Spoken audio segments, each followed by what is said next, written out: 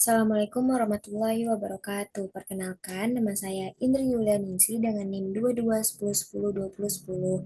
Nah, pada kesempatan ini, saya akan membahas tentang analisis kombinasi bisnis pada PT Surya Citra Media Tbk. Nah, di sini ada pembahasan profil, bentuk dan jenis kombinasi, perusahaan yang mengakuisisi dan diakuisisi, latar belakang dan alasan kombinasi itu bisa terjadi kenapa, dampak setelah kombinasi, nilai transaksi, dan item kombinasi bisnis dalam perusahaan. Nah, yang pertama ada profil. Jadi PT Surya Citra Media Tbk didirikan pada tahun 1999. Nah, PT Surya Citra Media Tbk ini terus berkembang dan berkontribusi di industri media di Indonesia melalui saluran TV nasional seperti SCTV dan Indosiar, serta berbagai layanan media lainnya. Nah, SCM ini menghadirkan tayangan yang menghibur, edukatif, dan terpercaya. Nah, SCM ini juga menyediakan layanan produksi konten, manajemen artis, periklanan, serta fasilitas siaran dan film untuk mendorong kemajuan industri media di tanah air. Selanjutnya ada bentuk dan jenis kombinasi bisnis. Jadi, SCM ini melakukan kombinasi bisnis melalui metode akuisisi di mana SCM ini mengakuisisi beberapa entitas anak. Bentuknya adalah akuisisi vertikal dan konglomerasi karena SCM ini sebagai grup media melakukan ekspansi ke perusahaan-perusahaan yang bergerak di bidang produksi konten, layanan digital, dan entertainment platform.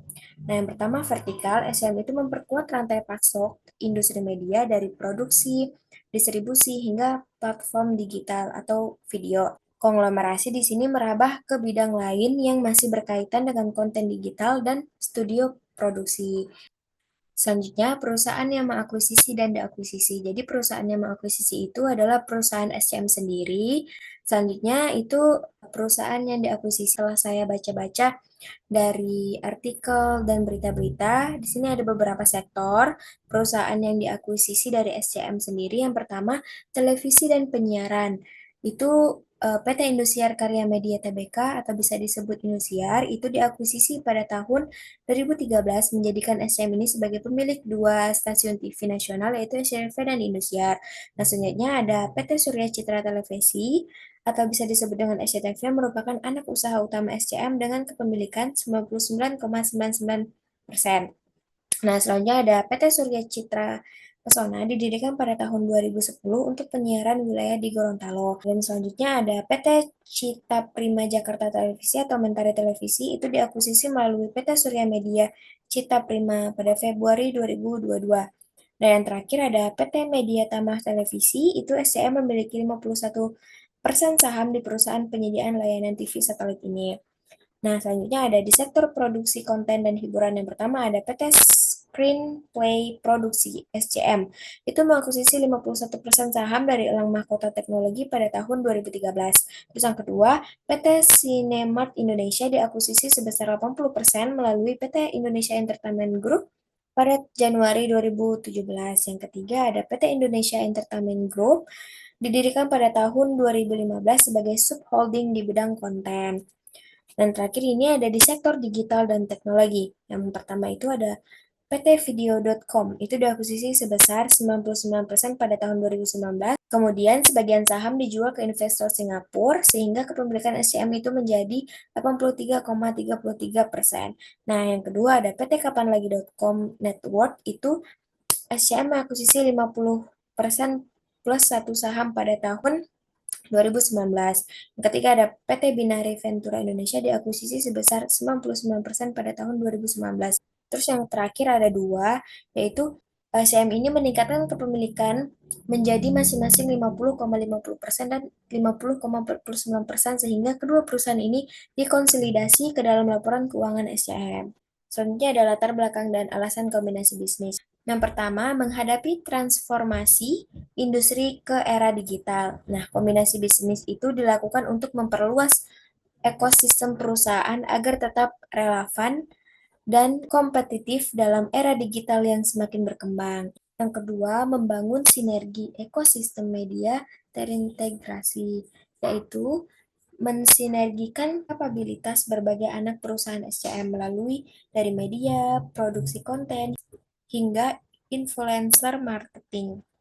Nah, dengan sinergi ini, SCM itu dapat menciptakan efisiensi operasional sekaligus menawarkan kekuatan pemasaran terpadu yang menarik bagi pengiklanan. Dan yang ketiga, meningkatkan daya saing dan dominasi pasar. Nah, SCM ini ingin memperkuat posisi sebagai pemimpin industri media di Indonesia, baik di televisi digital maupun platform over the top. SCM ini memanfaatkan anak perusahaannya sebagai video untuk menguasai pasar over the top. Nah, mengalahkan platform internasional seperti Netflix dan Disney. Dan yang terakhir, menghadapi gejolak ekonomi dan turunnya belanja iklan. Jadi, situasi ekonomi yang kurang kondusif ini pasca pandemi menyebabkan turunnya daya beli masyarakat dan belanja iklan terutama dari perusahaan digital. Nah, melalui kombinasi bisnis ini, SCM membangun ekosistem kuat yang mampu menawarkan solusi pemasaran efektif dan mempertahankan hubungan baik dengan pengiklanan di tengah tantangnya ekonomi. Nah, selanjutnya ada dampak setelah kombinasi bisnis. Yang pertama ada logo perusahaan, jadi tidak ada dampak terhadap logo perusahaan setelah kombinasi bisnis yang dilakukan SCM. Logo perusahaan ini tetap konsisten dan tidak mengalami perubahan atau rebranding visual sepanjang tahun 2023.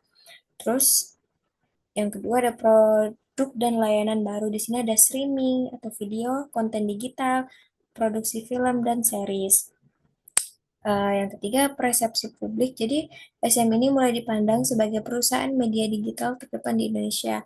Khususnya ada nilai saham. Jadi, akuisisi ini diharapkan meningkatkan nilai saham SCM dengan memperluas sumber pendapatan dan peningkatan profitabilitas. Jadi, nilai saham ini bisa kita dilihat di slide selanjutnya. Nah, selanjutnya ada nilai transaksi. Jadi, tabel di gambar ini menunjukkan bahwa SCM ini secara aktif berinvestasi dalam berbagai anak perusahaan dan asosiasi, terutama di sektor media dan hiburan. Nah, bisa kita dilihat di sini total investasi mencapai 4,83 triliun.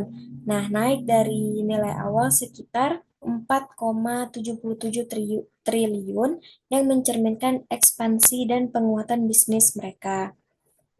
Selanjutnya di sini ada item kombinasi bisnis dalam perusahaan. Yang pertama ada non-pengendalian. Nah, ini itu adalah total akumulasi kepentingan pemegang saham minoritas atau non-pengendalian di berbagai anak perusahaan SCM. Nah, dengan total 993,81 miliar itu per akhir tahun 2023.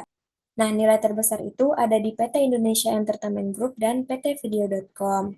Nah, selanjutnya ada goodwill. Jadi, ada beberapa poin. Yang pertama, timbul dari kombinasi bisnis dan diakui sebesar kelebihan nilai agregat imbalan yang ditransfer dan jumlah kepentingan dan pengendalian di atas nilai wajar aset neto yang diakuisisi. Nah, selanjutnya, goodwill tidak diamortisasi tetapi diuji penurunan nilai setiap akhir periode pelaporan atau ketika terdapat indikasi penurunan nilai. Nah, di sini saldo goodwill per 31 Desember 2023 tercatat sebesar 619.098 juta rupiah. Nah, nilai ini dialokasikan ke unit penghasil kas atau UPK yang diharapkan menerima manfaat sinergi dari kombinasi tersebut. Dan terakhir ada liquidated company. Nah, dalam laporan keuangan 2023 ini tidak terdapat informasi atau penyebutan mengenai entitas anak yang sedang atau telah diakuisisi.